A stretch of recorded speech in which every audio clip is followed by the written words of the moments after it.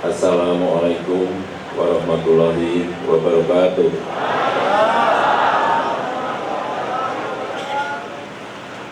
Bismillahirrahmanirrahim. Alhamdulillahirabbil alamin.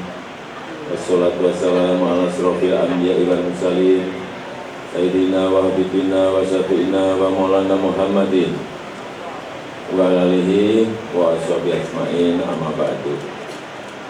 Yang saya hormati, yang mulia para ulama, para abu yang saya hadir, yang saya hormati para bupati, wali kota yang hadir sebagai pribadi pada siang hari ini, Bapak Ibu sekalian, seluruh keluarga besar, warga Aceh yang saya hormati dan yang saya banggakan. Tahu haba? Tahu haba? Saya ingatnya sudah lebih dari 30 tahun itu aja satu. Tapi nanti saya mau belajar lagi kayak dulu. Kenapa saya dekat dengan Aceh, dengan Provinsi Aceh? Karena setelah lulus kuliah, saya kerja pertama kali itu di Lok Sumawi di Aceh. Saya di Lok Sumawi ini 7 bulan. Kemudian di Bener Meriah 2,5 tahun lebih. Jadi awal saya bekerja itu di sini. Saat itu saya ingat masih rame dong, masih rame jubah putih. Saya ingat. Jadi saya banyak sekali belajar mengenai Aceh. Saya banyak belajar dengan ulama-ulama Aceh saat itu. Karena itu, kalau saya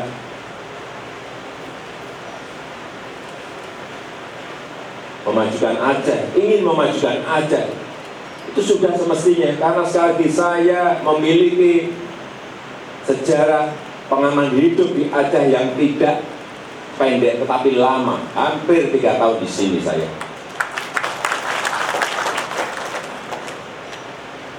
Jadi kalau tadi Pak Abu Walid, kemudian Pak Abu Razak, juga Ketua Tim PKD menyampaikan mengenai dana otsus.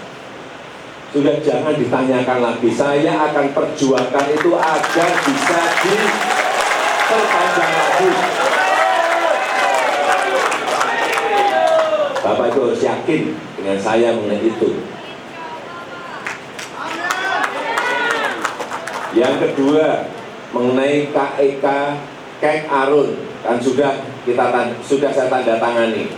Tapi memang di lapangan ini memerlukan perbaikan prosedur yang tadi saya sudah dengar dari Pak Bupati Aceh Utara, Pak Wali Kota Lok Sumawi, saya sudah dengar semuanya. Itu nanti yang akan kita perbaiki.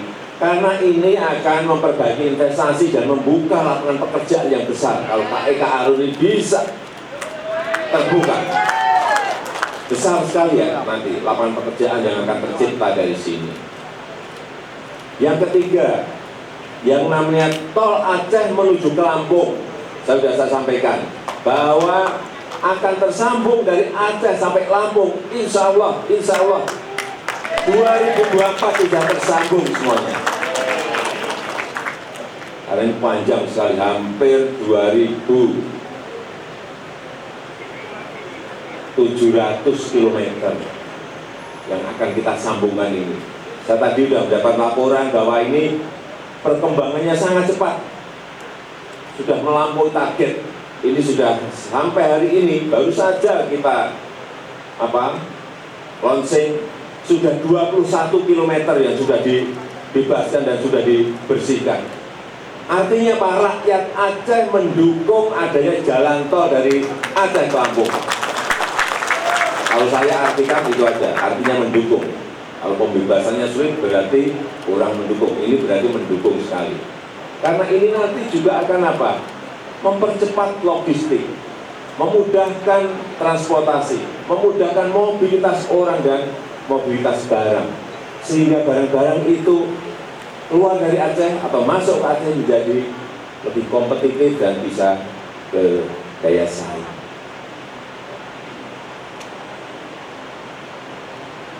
Selanjutnya, saya ingin berbicara mengenai isu-isu. Isu-isu. Saya sudah 4,5 tahun ini. 4,5 tahun ini banyak isu fitnah, menjelekkan saya, menghina saya, menghujat saya. Menghina, menghujat, memfitnah, menjelek-jelekan. 4,5 tahun saya diam. Saya nggak jawab apa-apa, saya diam. Saya berpikir positif saja. Saya hanya sering kalau lihat medsos, sabar ya Allah. Buka medsos lagi, sabar ya Allah. Buka lagi, sabar ya Allah. Tapi bulan Desember yang lalu dari survei dikatakan di situ 9 juta orang lebih itu percaya terhadap isu itu. Sehingga saya sekarang ini harus menjawab. Kalau saya diem nanti berkembang dari 9 juta menjadi 15 juta, menjadi 30 juta orang percaya, semuanya jadi repot saya. Contoh, saya berikan contoh. Contoh akan saya buka semuanya siang hari ini. Contoh satu, Presiden Jokowi itu PKI.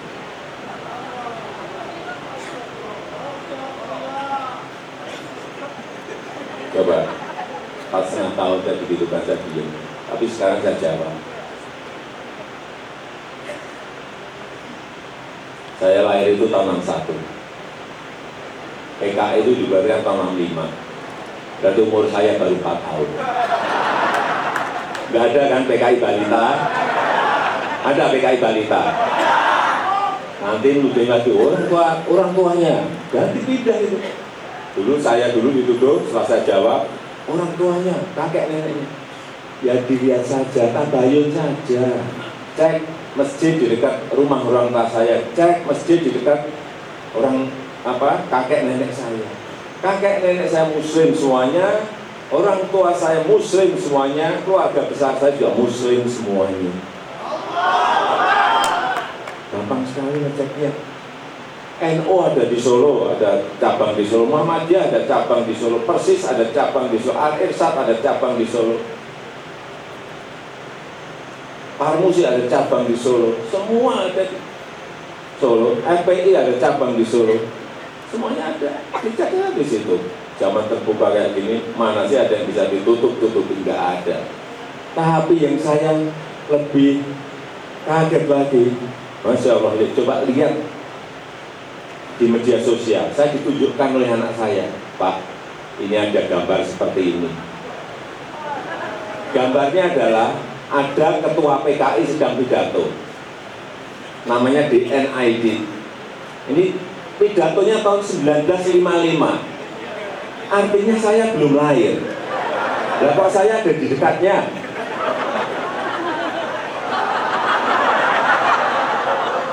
Coba.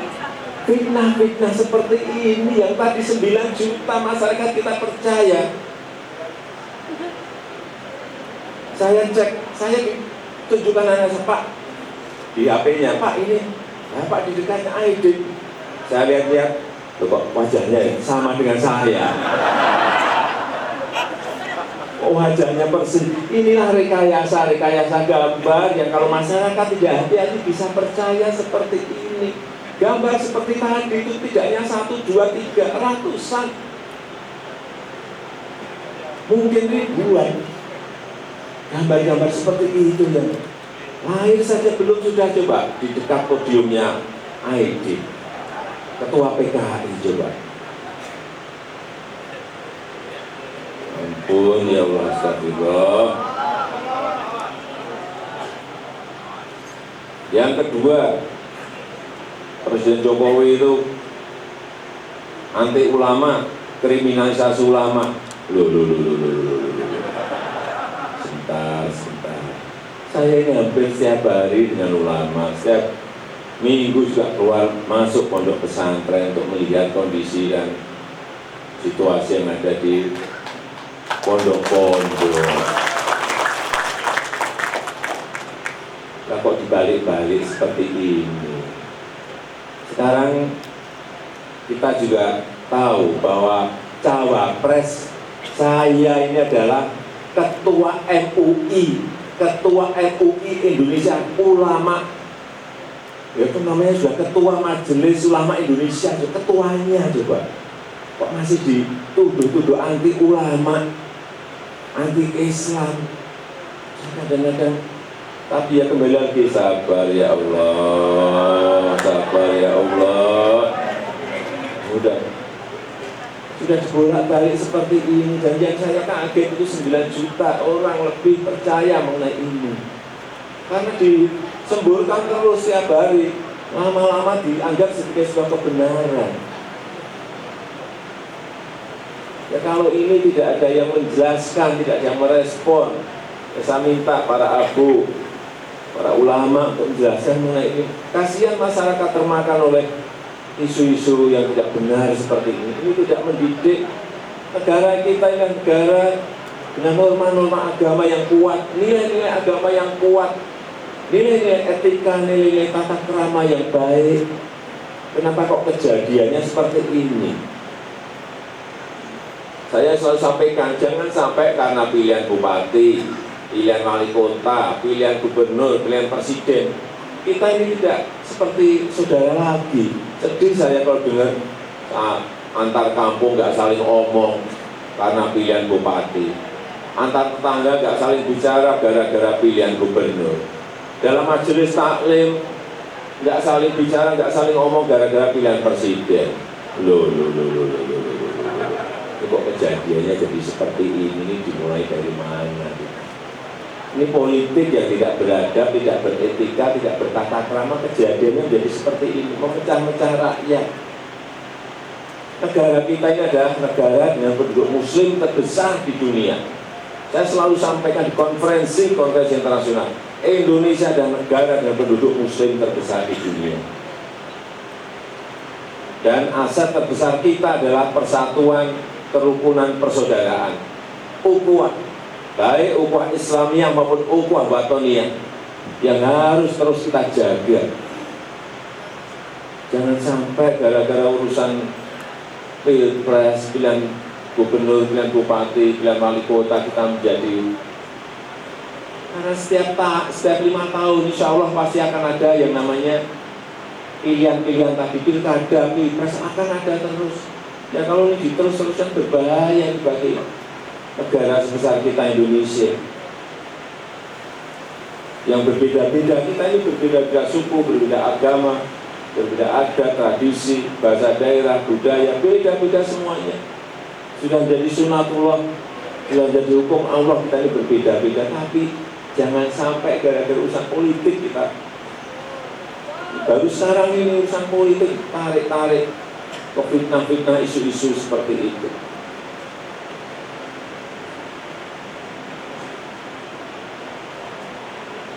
Ke depan, yang pertama, kita akan segera mendorong agar undang-undang pondok pesantren itu selesai. Ini penting sekali. Sehingga ada payung hukum yang jelas bagi APBN, bagi APBD provinsi, APBD kabupaten kota untuk memberikan anggarannya kepada baik untuk pondok-pondok pesantren, baik untuk madrasah-madrasah, sehingga kualitasnya nanti akan menjadi semuanya semakin baik. Arahnya ke sana. Kita akan sudah membuka yang namanya bank wakaf mikro di pondok-pondok pesantren yang memiliki komunitas bisnis. Saya nggak tahu di Aceh sudah dibuka berapa. Kemudian kita juga akan buka tahun ini yang namanya BLK komunitas, khusus untuk komunitas-komunitas di pondok pesantren. 1.000 yang kita buka tahun ini. Insya Allah tahun depan akan kita buka lagi 3.000. Silahkan segera daftar kalau ingin memiliki BLK komunitas. Agar apa? SDM kita menjadi berkembang dan kualitasnya semakin baik. Keinginan kita itu. Saya sudah cek, karena tahun kemarin kita sudah membangun 75, saya cek, oh bagus, saya cek tempat lain bagus, cek sini bagus. Ini harus dikembangkan agar kualitas sumber daya manusia kita menjadi lebih baik.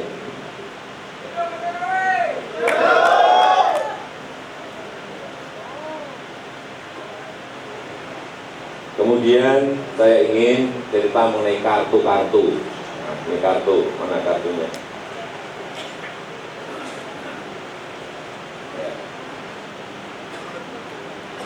Empat setengah tahun ini kita telah memiliki yang namanya Kartu Indonesia Pintar, KIP. Kedepan kita akan mengeluarkan yang namanya KIP kuliah seperti ini. KIP kuliah. Jadi ini untuk anak-anak kita dari keluarga yang kurang mampu agar bisa semuanya kuliah, baik di akademi, baik di universitas, baik di perguruan tinggi, baik di dalam negeri maupun di luar negeri. KIP kuliah. Nih, tapi keluarnya masih tahun depan. Karena APBN-nya baru kita rancang sekarang, jadi dilaksanakan masih tahun depan. Insya Allah tahun depan ini sudah mulai KIP kuliah. Agar apa? Agar anak-anak kita semuanya bisa kuliah. Karena saya ini ngalami masa kecil yang ketakutan, nggak bisa sekolah, nggak bisa kuliah. Saya mengalami itu. Pertama, trauma karena rumah keluarga, rumah saya dulu di pinggir sungai itu digusur. Tahun 70-an digusur. Nggak dapat ganti rugi tahun itu. Gusur gitu aja. Sehingga saya dan keluarga harus nebeng tempat taman 2 tahun lebih. Setelah itu ngontrak, pindah ngontrak. Saya merasakan itu. Saya juga merasakan ketakutan nggak bisa sekolah. Apalagi yang namanya kuliah. Tapi Allah Subhanahu wa Ta'ala memudahkan diri saya, betul-betul memudahkan. Saya juga nggak tahu bisa lulus masuk SMP, dari SD masuk SMP, dari SMA, SMP masuk SMA. Setelah SMA pikiran saya, waduh, nanti saya Allah memudahkan bisa kuliah dan selesai. Hal seperti itu selalu saya syukuri. Dan kita ingin agar rakyat kita tidak mengalami seperti ketakutan yang saya alami waktu kecil dulu. Ini gunanya KIP kuliah itu. Kemudian yang kedua kan ada yang namanya kartu prakerja seperti ini. Kartu prakerja. Yang lulus SMA, SMK, akademi maupun universitas, atau lulus dari tempat yang lain, ini nanti pegang ini, cari yang namanya kartu prakerja. Dengan kartu ini nanti akan di-training, akan diberikan pelatihan-pelatihan baik oleh kementerian, baik oleh BUMN, baik oleh swasta, yang kita harapkan setelah training pelatihan itu bisa langsung masuk ke dunia kerja, masuk ke kantor, masuk ke BUMN, masuk ke industri dengan kartu prakerja ini. Kalau belum mendapatkan pekerjaan, dengan kartu ini akan diberikan insentif honor. Ini sampai dapat kerja. Siapa yang setuju ada kartu prakerja? Siapa yang setuju? Siapa yang tidak setuju? Kalau ada yang tidak setuju silakan maju ke depan. Saya beri sepeda. Yang ketiga, yang namanya kartu sembako murah. Keluhan-keluhan dari keluarga-keluarga yang ada di bawah, saya itu hampir setiap hari ya, keluar desa, keluar masuk kampung, mendengarkan, terus mendengarkan, baik pagi, baik tengah malam, baik ada yang tahu maupun ada yang tidak tahu, saya selalu mendengarkan. Urusan sembako ini ternyata diinginkan oleh masyarakat agar harganya lebih murah. Oleh sebab itu dengan kartu ini nanti akan diberi diskon besar untuk membeli baik beras, gula, minyak, dan yang lain-lainnya. Karena kalau kita ingin memurahkan harga sembako sudah mudah. Mudah. Impornya diperbanyak sudah. Harga langsung murah. Tapi petaninya pasti marah-marah kepada saya. Kita ini dipikir mudah. Kalau harga misalnya, harga beras murah, petaninya ngamuk-ngamuk ke saya. Kalau harga mahal, berasnya ibu-ibu marah-marah pada saya. Jangan dipikir mudah mencari keseimbangan seperti itu. Tidak mudah mencari keseimbangan agar petaninya senang karena harganya baik, agar ibu-ibu berbelanja juga senang karena harga-harganya terjangkau. Sulitnya pemerintah di situ.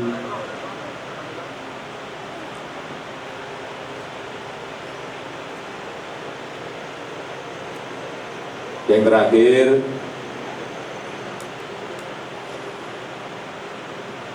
nanti tanggal 17 April 2019, marilah kita mengajak tetangga kita, teman-teman kita, saudara-saudara kita, adik tolan kita sekampung untuk datang berbondong-bondong ke TPS. Jangan biarkan satu orang pun golput, jangan biarkan satu orang pun golput. Karena pemilu ini menghabiskan biaya triliun. Jadi kalau ada yang golput, negara rugi besar. Semuanya ajak datang berbondong-bondong ke TPS. Dan saya mengajak semuanya memakai baju putih. Kan semuanya punya baju putih. Karena yang mau dicoblos itu bajunya putih. Nah, biar ingat baju putih, berangkat baju putih, mikirnya sini nyoblosnya bajunya yang putih. Dan gampang-gampangan itu, karena putih adalah kita adalah putih. Nih, Pak Kiai Haji Ma'ruf Amin juga putih. Saya juga pakaiannya putih, udah. Kenapa kemarin kita pakai baju putih? Ya, baju putih ini semua orang punya, seluruh warga negara ini punya. Kalau pakai jas, ada yang nggak punya. Iya nggak? Nah, benar nggak? Jas itu kan bukan pakaian kita, pakaian orang Eropa, pakaian orang Amerika. Kita pakai yang pakaian kita aja lah, putih. Tapi yang paling penting apa ya? Murah. Saya pakai putih itu murah. Beli di Tanah Abang 60.000 dapat. Saya rasa itu yang bisa saya sampaikan pada kesempatan yang ini. Saya sangat berbahagia sekali, alhamdulillah di siang hari ini bisa bersilaturahim dengan Bapak sekalian, dengan yang mulia yang saya hormati para ulama. Saya harapkan tanggal itu nanti tanggal 17 sore saya sudah telepon ke sini. Saya telepon ke sini. Ke tim yang ada di sini, hasilnya seperti apa? Nah, jangan sampai saya sudah nggak tahu berapa kali saya ke Aceh ini selama saya jadi presiden. Ada yang tahu? Berapa? 11. Lupa saya berapa, nggak ngitung ya, kan sering sekali saya ke sini itu. 12. Nah, 12 kali. Coba tanya ke provinsi yang lain. Berapa kali saya datang? Paling 2 kali, 3 kali. Di sini 12. Jadi nanti kalau saya telepon, gimana Pak hasilnya? Gimana Pak hasilnya? Nah, kalau nanti jawabnya ke saya, Pak, alhamdulillah 65%. Nah itu